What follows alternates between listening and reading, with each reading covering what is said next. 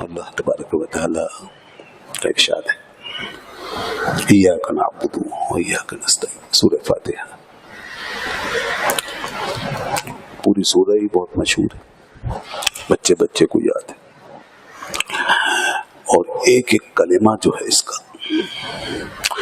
اس میں قرآن کی روح موجود ہے اور دین کا پیغام اس کے اندر سمو دیا گیا ایک ایک کلمہ۔ یہ سب بنیاد ہے ایاک نعبد و ایاک نستعین۔ اللہ رب العزت خالق کائنات کو کیسے ماننا ہے، کیسے اس کو جاننا ہے، اور کیسے اس کے ساتھ تعلق قائم کرنا ہے، یہ بنیادیں بیان فرما دی ہیں۔ وہ بندگی کا پورا نظام اس صورت کے اندر موجود ہے، بندگی کا تعارف، اس کی خدائی کا تعارف اور بندگی کا تعارف۔ تو اس نے اپنی پہچان کرانے کے بعد کہ وہ کون ہے اور اس کی کیا شان ہے، الحمد سے مالک یوم الدین تک، پھر ارشاد فرمایا ایاک نعبد، یعنی اے میرے بندو، جب تم نے مجھے یہ پہچان لیا، تم نے مجھے پہچان لیا کہ میں ہی تمام تعریفوں کا مستحق اور ساری خوبیوں کا مالک، اور میں ہی رب العالمین ہوں، سارے جہانوں کا رب ہوں اور پالنے والا ہوں تم کو بھی اور اس کائنات کو، سب کو، اور میں ہی رحمان ہوں، رحیم ہوں، ساری رحمتیں میری طرف سے ہی جاری ہوتی ہیں، جو بھی تمہیں ملتا ہے وہ کسی بھی حوالے سے ہو، وہ میری طرف سے آتا ہے، چونکہ میں رحمان ہوں، میں رحیم، ہر قسم کی رحمتیں میں ہی نازل کرتا ہوں۔ اور پھر اس کے بعد تم آزاد نہیں ہو، تم اس دنیا میں مجھ سے کھوئے ہوئے نہیں ہو، تم مجھ سے دور نہیں ہو، یہ دنیا میری ہے، اس کا حدود اربع میں نے متعین کیا ہے، تم اس میں کہیں بھی جاؤ۔ اس کے بعد پھر ایک دن ایسا آئے گا، ایک دن ایسا آنے والا ہے کہ اس دن میں تم میرے پاس آ جاؤ گے، مالک یوم الدین، میں اس دن کا مالک ہوں، تو مالک وہ یہاں کا بھی ہے، لیکن یہاں ربوبیت، رحمانیت، رحیمیت کے فیضان کو اس نے غالب کیا ہوا، یہاں پکڑتا نہیں ہے، یہاں چھوڑ کے رکھتا ہے، جانے دیتا ہے، چلنے دیتا ہے اور ڈھیل دیتا رہتا ہے، کیونکہ یہاں اس کی حکمت یہ ہے کہ بندے یہاں پہ اس کی نعمتوں سے جتنا لطف اٹھا سکتے ہیں اٹھا لیں، اور اس کی دی ہوئی آزادیوں کو ایکسرسائز کر لیں، تو مگر اس کے بعد پھر اس نے بھی پوچھنا ہے ایک دن، جس میں وہ اپنے آپ کو مالک کہہ کے فرما رہا ہے کہ اس کے بعد پھر تمہاری ساری ایکسرسائز بند ہو جائے گی، پھر تمہاری ساری بھاگ دوڑ ختم، تو وہ دن ایسا ہوگا کہ اس میں سے میری طرف ہی آؤ گے، کہیں اور نہیں جا سکتے، کیونکہ اس دن میں جتنے سہارے ہوں گے وہ سب ٹوٹ چکے ہوں گے، جتنے آسرے ہوں گے وہ سب چھوٹ چکے ہوں گے، تو پھر وہ اس کے بعد پوچھے گا کہ میرے بندے اب بتا، تو نے میری دی ہوئی آزادی سے کیا کام لیا، صحیح اس کو یوٹیلائز کیا یا غلط استعمال کیا، تو نے میری نعمتوں کا کیسے شکرانہ ادا کیا۔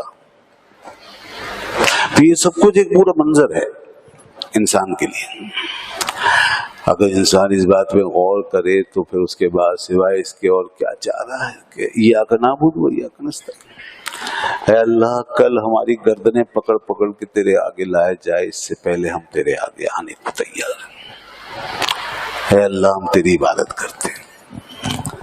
تو دیکھیے اس طرح جوڑا ایاک نعبد، پوری پہچان کرا دی، ہمارا سارا کچھ بتا کے، اپنا تعارف کرا کے، اور دنیا و آخرت کا دونوں کا تصور جو ہے وہ ہمارے سامنے رکھ کر کے، تو اس کے بعد فرمایا ایاک نعبد، تو اے میرے بندو آؤ تم، اب تم عبادت میری کرو اور میری ہی عبادت کرو، مجھے کو اپنا بالکل فائنل جو ہے سمجھو، میں ہی تمہارے لیے ہوں بس، حقیقت کے اعتبار سے تو کوئی اور معبود نہیں بن سکتا. اور اسی طریقے سے جو مدد ہے وہ بھی حقیقتاً میری ہے، وَإِيَّاكَ نَسْتَعِينُ، جب معبود میں ہوں تو مدد بھی میری ہے حقیقت کے لحاظ سے. باقی ہے کہ میری نعمتوں سے فائدہ اٹھانے کے لیے تمہیں یہاں لایا گیا ہے، تم ٹھیک ہے وسائل اختیار کرو، جو بھی تمہارے کام آئے گا وہ میری وجہ سے کام آئے گا، اس لیے ایاک نستعین، حقیقت میں وہی مددگار ہے. تو دیکھیے یہ عقیدہ اور عمل ہمیں دے دیا گیا ہے، یہاں سے ہم پہ ایک چیک لگا دیا کہ وہ سب کچھ ٹھیک ہے، ساری رحمتیں نعمتیں ربوبیتیں تمہارے لیے میں نے وقف کی، لیکن تمہیں اب اس کا حق ادا کرنا ہے، اور تمہیں بندہ بنایا گیا. میں نے ایسی خواہ بلا وجہ، یہ کوئی ایسا نہیں کوئی تجربہ کرنے کے لیے سارا کچھ کیا ہوا، کوئی میں نے اپنا ایسے انجوائمنٹ کے لیے کیا ہوا، انٹرٹینمنٹ ہے کوئی نہیں، وہ اس سے پاک ہے. اس نے سارا ایک باقاعدہ اپنی حکمت کے تحت جو ہے یہ سلسلہ قائم فرمایا ہے، یہ اس کی حکمت ہے. اور چونکہ وہ خالق ہے، مالک ہے، وہ شہنشاہ ہے، تو اسی کا حق ہے وہ جس طرح چاہے اپنی دنیا کو بنائے بسائے، اپنے بندوں کو جس طرح چاہے پیدا کرے اور انہیں پابند بنائے. تو اس لیے وہ فرماتا ہے میں نے تمہیں اپنی عبادت کے لیے پیدا کیا. ایک اور جگہ پہ فرمایا وَمَا خَلَقْتُ الْجِنَّ وَالْإِنسَ إِلَّا لِيَعْبُدُونَ، نہیں پیدا کیا میں نے انس و جن کو مگر اپنی عبادت تاکہ وہ میری عبادت کریں. اس لیے اس نے ہمارا جو ٹائٹل ہے نا، مین ٹائٹل ہمارا وہ یہ رکھا ہے عبادی. خود یہی فرمانا ہے اے میرے بندو، قل یا عبادی، اے میرے بندو، یا عبادی کئی دفعہ فرمایا اے میرے بندو، عباد الرحمن، رحمان کے بندے، یہ ہمارا ٹائٹل ہے. ایاک نعبد، ہم تیری عبادت کرتے ہیں یعنی تیرے بندے. تو نعبدو کا مطلب یہ ہے کہ ہم تیری بندگی میں ڈھلے ہوئے ہیں، تیرے بندے ہیں، تجھ سے آزاد نہیں، اور ہم پابند ہیں تیرے احکام کے. یہ بندگی ہے. بندے کا مطلب ہے پابند، بندے کا مطلب ہے کسی کے ماتحت، بندے کا مطلب ہے کسی کے آرڈر کے نیچے، جو آزاد نہ ہو، جس کی حد ہو، جو اپنی حد سے باہر نہ نکلے. اس نے حد بتا دی، یہ ہے میری بندگی. اچھا اب کوئی حد کو توڑے گا تو اس کے لیے قرآن پاک میں لفظ آتا ہے طاغوت. طاغوت کا مطلب ہے حد توڑنے والا، اور اس کا دوسرا ترجمہ ہے شیطان. وہ شیطان ہے جو اللہ کی حد کو توڑے، بندگی کی حد کو توڑے، وہ شیطان. سب سے پہلے یہ لفظ طاغوت شیطان کے لیے ہے، کیونکہ پہلا بندہ وہ تھا جس نے بندگی کی حد کو توڑا. سب سے پہلے اس نے انکار کیا، ابا واستکبر وکان من الکافرین. اس نے انکار کیا، تکبر کیا، حد سے باہر نکل گیا. تو یہ طاغوت جو ہے نا، لفظ طاغوت یہ وہی لفظ اردو میں ہم بولتے ہیں طغیانی، موجوں کی طغیانی، سمندر میں طغیانی، یہ اسی سے بنا ہے، یہ وہی ایک ہی مادہ ہے. طغیانی اس وقت بولتے ہیں ہم کہ جب کوئی پانی جو ہے وہ اچھل جائے اور اپنی عام حد سے باہر نکل جائے، اوپر چلا جائے، بہت اونچی لہریں ہوں، جوش میں ہو سمندر. تو یہ حد سے آگے چلی گئی نا چیز، تو اسی لیے یہ لفظ بولا جاتا ہے طغیانی. قرآن پاک میں لما تغل ماں، جو طوفان نوح آیا تو پانی ایسا جوش میں ہی تھا जिसको हम तुगयानी कहते हैं, वो हद से बाहर निकला हुआ था और फिर वे के सबको डिबो रहा था। तो ये जो लफ्ज है ना तागूत, ये इसीलिए इसी माना में आया है तागूत, के बंदे की भी एक हद है। अब वो उससे जब निकलेगा, इनकार करेगा, नहीं मानेगा, सरकशी इख्तियार करेगा, अपने आप को आजाद समझेगा, जब वो कहेगा मेरी मर्जी जी, मैं जो चाहूं करूं, मेरी मर्जी, मैं जिस तरह चाहूं निजाम चलाऊं, मेरी मर्जी, मैं जिस तरह अपने इख्तियारात को इस्तेमाल करूं, मेरी मर्जी। अब ये बार बार जो हमारे जहनों में ख्याल आता है ना, ये तागूत को छूता है, ये बहुत तेजी से पैदा होता है ये ख्याल। हालांकि पेशानी जमीन पे रखी हुई है, साथ सजदे में इंसान हज भी कर रहा है, उम्र भी कर रहा है, जिक्र फिक्र में भी लगा हुआ है, मगर क्या करें, होता है, मनसब है, इख्तियार है, लोग आगे पीछे हैं, दौलत है, इज्जत है, शोहरत है, तो वो मेरी मर्जी वाली कैफियत पैदा होती है। वह इंसान का दिमाग जरा चलना शुरू हो जाता है तागूत की तरफ। तो ये जो ख्याल इंसान में आता है ना, इन ज़ाहिरी असबाब की वजह से, अपनी ज़ाहिरी ताकत और कुव्वत की वजह से, बस ये तागूत की तरफ बढ़ने वाला कदम है। और जिस दिन ये बढ़ते बढ़ते हद को क्रॉस कर गया, उस दिन इंसान शैतान है। फिर वो इंसान, वो शैतान का, फिर वो कारकुन है, शैतान की पार्टी का हिस्सा है। शैतान जो है वो तागूत बन के इसी मुहिम पर जो है वो मसरूफ अमल है कि अब सबको मुझे अपने अंदर अपनी पार्टी में शामिल करना है। शैतान की एक ही पार्टी है, तागूती पार्टी। तो उसने यही कहा था, वबे इज्जत अजमाइन, है रब तूने जो मुझे गुमराह कर दिया है ना, तो अब मैं कसम खाता हूं तेरी इज्जत की कि मैं इन सबको बहकाऊंगा, तेरे सारे बंदों को बहकाऊंगा। लोग अजमाइन, सबको मैं अपने जैसा बना दूंगा और इधर से तेरी बंदगी से निकाल के अपनी पार्टी में शामिल करूंगा, अपनी जमात में लेकर जाऊंगा। वो मेरी तरह सोचेंगे, मेरी तरह देखेंगे, मेरी तरह चलेंगे, मेरी तरह करेंगे। मैं ऐसा बना दूंगा उनको। शैतान ने भी पावर ले लिया है अल्लाह से, अपने पावर पर अब वो सरकशी कर रहा है। पावर उसके पास है, तो सरकशी जो आती है वो पावर के साथ आती है। इसलिए अक्सर जो मिस्कीन गरीब फकीर लोग होते बेचारे, वो क्या तागूत बनेंगे, वो तो बस अपने उसमें मसलों में पड़े हुए। लेकिन जहां पावर आता है ना, वहां पे इंसान के अंदर फिर सरकशी, अना वाला गैरी। दुनिया में आज तक किसी मिस्कीन ने नहीं कहा मैं खुदा हूं। तारीख में कभी किसी ने झोपड़ी में बैठ के नहीं कहा भाई मैं खुदा हूं। किसी ने छाबड़ी लगा के नहीं कहा मैं खुदा हूं। उसे मालूम है लोग बोलेंगे पागल है, दिमाग खराब है, इसका जवाब यही मिलेगा उसको। लेकिन जिसको उम्मीद थी ना कि मुझे कुछ मानने वाले मिल सकते हैं, मेरे फॉलोवर्स हैं, मेरी कुछ हैसियत को मेरी तस्लीम करने वाले लोग हैं, मेरे फॉलोवर्स बनने वाले लोग हैं, मुझे मानते हैं, जिसे उम्मीद है अपने ताकत की वजह से, अपनी किसी अपनी सलाहियत की वजह से, किसी एक्स्ट्रा ऑर्डिनरी पावर की वजह से, शोहरत है, दौलत है, पावर है, तो उसकी वजह से फिर वो उसके दिमाग में शैतान ये डालता है भाई क्या कमी है तुम्हारे साथ हैं लोग, दावा कर दो। तो जितने भी ऐसे लोग जिन्होंने ये तागूत का रास्ता अपनाया ना, वो ऐसे पावरफुल लोग थे। फिरौन, नमरूद, हामान, और ये तो माजी के लोग थे जिनको हजार साल हो गए, अब उनका किस्सा बिल्कुल दुनिया से खत्म हो गया। मगर चूंकि शैतान नहीं मरा ना, इनके साथ अगर ये शैतान भी मर जाता तो शायद आज हमें ऐसे लोग ना मिलते।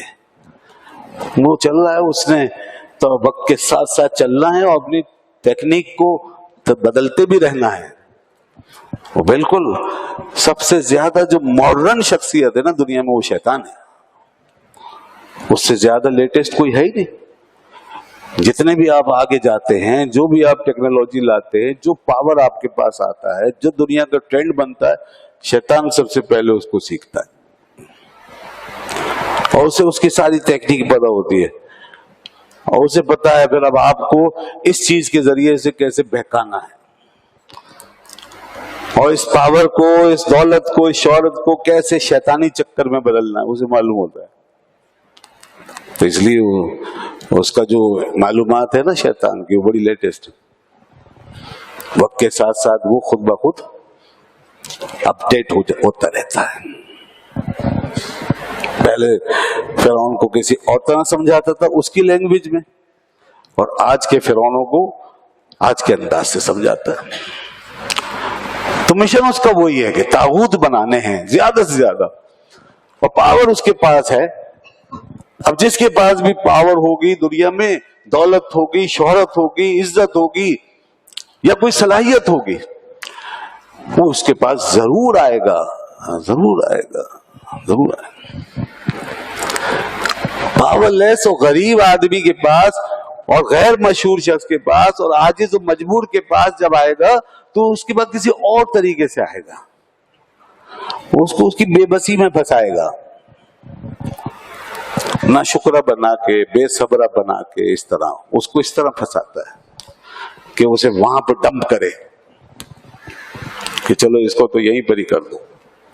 کرتا اس کے لیے بھی، لیکن اس کے بعد وہاں دوسرا طریقہ ہے. اور ادھر جہاں صلاحیتیں ہیں، اب صلاحیت سے مراد علم کی صلاحیت بھی ہو سکتی ہے، کوئی ٹیکنیکلٹی بھی ہو سکتی ہے، کوئی اور دماغی صلاحیت بہت زیادہ انسان کے پاس. جہاں بھی انسان کو ایک مقام ملنا شروع ہوتا ہے، اسٹیٹس بننا شروع ہوتا ہے، وہاں اس کا پھر شیطان کا طریقہ واردات اس کے ساتھ اسی حساب سے ہوتا ہے. تو بس یہ یاد رکھیے، یہ ساری بات کرنے کا مقصد یہ ہے کہ اس چیز کو سمجھنا ہے کہ ہمارے ساتھ ہر وقت ایک طاغوت چل رہا ہے، جبکہ اللہ تعالیٰ نے ہمیں بندگی کے پول پر کھڑا کیا ہے. بندگی کے پول پر ہمارا جو اسٹرکچر ہے، یہ بندگی کے پول پر کھڑا ہے. اس کا ایک ہی پول ہے بندگی، اس کا ایک ہی ستون ہے بندگی. یہ نظام اللہ نے اپنی بندگی کے اصول پہ بنایا، ہمارا ہی نہیں ہے. یہ چاند، سورج، زمین، آسمان، یہ سب اللہ فرماتا ہے اللہ آتی الرحمن عبدا، یہ سب بندگی کے پول پر ہے اور وہ سب کر رہے ہیں. ان میں سے ایک بھی چیز جو ہے، ایک بال برابر بھی اور ایک سیکنڈ کے کروڑویں حصے کے برابر بھی اپنی اس پول سے نہیں ہٹتی. ہمیں معلوم ہے ہمارا سینٹر یہی ہے. انسان کو بھی اسی پہ کھڑا کیا، مگر انسان کا مسئلہ یہ ہے کہ انسان کو ایک ارتقاء کے مرحلے سے گزارا. جو بھی میں نے کہا پاور ہے، انسان کے پاس تکنیک ہے، صلاحیت ہے، انسان کی حالتیں چینج ہوتی ہیں. اگر انسان ایسا ہوتا نا بت کی طرح کھڑا ہوا سیدھا، تو پھر دیکھیں کہاں ہٹتا پھر. یا کسی حیوان کی طرح ہوتا کہ بس جان لگا دیا لگ گیا، تو پھر نہیں ہٹتا، وہ اسی پول پہ رہتا. پھر لیکن مسئلہ یہ ہے کہ انسان کے پاس چینجبلٹی ہے، ورائٹی ہے، انسان بدلتا ہے، انسان کے پاس، انسان کو ترقی ملتی ہے، انسان مختلف حالات سے گزرتا ہے، اپنے آپشنز استعمال کرتا ہے، اپنے ارادے سے کام لیتا ہے، طاقت حاصل کرتا ہے. بچپن میں بالکل کمزور ہوتا ہے، پھر اس کے بعد آہستہ آہستہ طاقت پکڑتا ہے، جوان ہونے لگتا ہے. جب جوان ہوتا ہے تو خیالات بدلتے ہیں. غریب ہے، مسکین ہے، اس وقت کسی اور حالت میں ہے، اور جب اس کے بعد مال آتا ہے تو پھر خیالات بدلتے ہیں. اس چینج کی وجہ سے خیال بدلتے ہیں. ایک بکری کا خیال نہیں بدلتا کیونکہ اس کو چارہ ہی کھانا ہے بیچاری کو. وہ جس انداز سے پیدا ہوئی ہے اسی میں مر جائے گی. اسے کوئی وہ نہیں ہے، نہ مال، نہ دولت، نہ اس کی عزت، نہ شہرت، نہ کوئی رسپیکٹ، نہ کوئی ماننے والا، نہ کوئی چومنے والا، نہ کوئی یاد کرنے والا، کچھ نہیں ہے. نا جانور ہے، وہ ویسے ہی رہے گا. وہی انسان کو چینج آنا ہے. آج کچھ، کل کچھ، کل کچھ، آج کچھ. تو اس کی وجہ سے انسان کے خیالات پہ اثر پڑتا ہے. تو اب یہاں پر وہ پول چھوٹ جاتا ہے بندگی کا، جس کو پہلی صورت میں ہمیں پکڑوایا، فرمایا میرے بندو دیکھو تم اپنے پول سے ہٹو گے، تم اپنے اس نظام سے نکلو گے، تم اپنے سینٹر کو بدلو گے، تمہارے حالات جب متغیر ہوں گے، چینجنگ آئیں گی، تو پھر تم ضرور ادھر ادھر کی سوچو گے، خیالات آئیں گے، شیطان پھر ساتھ آئے گا اور وہ تمہیں مشورے دے گا اور تم قبول کرو گے۔ یاد رکھیں شیطان کسی کا ہاتھ پکڑ کے نہیں کہتا چل میرے ساتھ، چل کر تم خود جاتے ہیں، وہ تو خالی آ کے مشورہ دیتا ہے، وہ تو ایک کنسلٹیشن ہوتی ہے، خالی کاؤنسلنگ ہوتی ہے، جیسے آپ جا کے کہیں بھی کاؤنسلنگ کرتے ہیں اس کے بعد خود عمل کرتے ہیں، تو کاؤنسلنگ ہوتی ہے، بیٹھتا ہے اور بتاتا ہے بھائی دیکھیں یہ ہے اس میں یہ فائدہ ایسا کر لے، اس کے بعد انسان تیار ہو جاتا ہے۔ اسی لیے تو وہ وہاں جا کے قیامت کے دن جب ایسے سارے پھنس جائیں گے اللہ کے حضور میں، اس کی باتیں ماننے والے، تو وہ ایک ہی بات کہے گا اور دامن جھٹک کے الگ ہو جائے گا۔ جب لوگ چاہیں گے کہ اس کی گردن پہ چپڑ جائے سارا بوجھ اور ہم ذمہ دار نہ ٹھہریں، تو پھر وہ کہے گا کہ میں نے تو تمہیں خالی بلایا تھا، انما دعوتکم، میں نے تو تمہیں دعوت دی، فاستجبتم لی، اور تم نے میری دعوت کو قبول کر لیا، میں نے بلایا تھا تم نے قبول کر لیا، میں نے مشورہ دیا تم نے عمل کر لیا، تو میں نے تو مانا بمصرخ وما انتم بمصرخی، میں نے کب تم پہ جبر کیا تھا، نہ میرا تم پہ کوئی جبر، نہ تمہارا مجھ پہ کوئی جبر کا معاملہ نہیں تھا، تم بھی آزاد تھے میں بھی آزاد تھا، تم اپنا کام کرتے میں تو اپنا کام کر رہا تھا، تم اپنا کام کرتے، مانا بمصرخکم، میں نے تم پہ کوئی جبر نہیں کیا۔ فلا تلومونی ولوموا انفسکم، مجھے کیوں ملامت کرتے ہو؟ دیکھیں کیسا کہہ رہا ہے، اللہ نے فرمایا مجھے کیوں ملامت کرتے، فلا تلومونی، مجھے ملامت کرنے کی ضرورت نہیں ہے، لوموا انفسکم، اپنے آپ کو ملامت کرو۔ یعنی آپ غور فرمائیں کہ آدمی کی ذلت کی کوئی حد ہوتی ہے کہ شیطان کے ہاتھ بھی ذلیل ہونا پڑے گا؟ دنیا میں تو خیر پتہ نہیں کس کس کے ہاتھوں ذلیل ہو جاتے ہیں لوگ، تو آخر میں اینڈ یہ کہ شیطان کے ہاتھ بھی ذلیل ہونا پڑے گا، اتنا گر جائے گا آدمی اور اتنا بے بس، تب بتائیے کس کام آئے گی یہ عزت، کس کام آئے گی یہ فرعونیت، اس وقت یہ عہدے کیا کریں گے، یہ منصب کیا کریں گے، جب شیطان کے آگے ایسے عاجز ہو کے کھڑے ہوں گے اور وہ کہہ رہا ہوگا مجھے نہیں، تم خود اپنے آپ کو ملامت کرو۔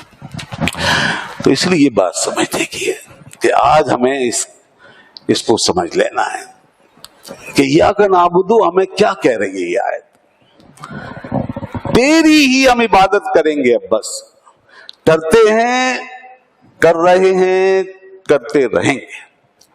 نعبدو کا مطلب ہے اب بھی کر رہے ہیں اور آئندہ بھی کریں گے، جب تک دم میں دم ہے، اے مالک تیرے دروازے سے نہیں اٹھیں گے۔ تو عبادت کا مطلب ہم نے صرف یہ سمجھا کہ بس سجدہ کر لیا کافی ہے، فارمیلٹی ہے پوری کر لی کافی ہے، اور کیا، یہ سمجھتے ہیں ہم۔ عبادت کا مطلب ہم سمجھتے ہیں کہ یہ کوئی مولویوں کا تقاضا ہے، بس ان کی ڈیمانڈ پوری کر دو ہو گیا کام، بس یہ عبادت، یہ اسلام۔ بس دوستو یہ بہت ہم نے بڑا من پسند سودا کر لیا، اور یہ ہم نے گویا کہ اپنی طرف سے ہی گویا اپنی پوزیشن جو ہے متعین کر لی۔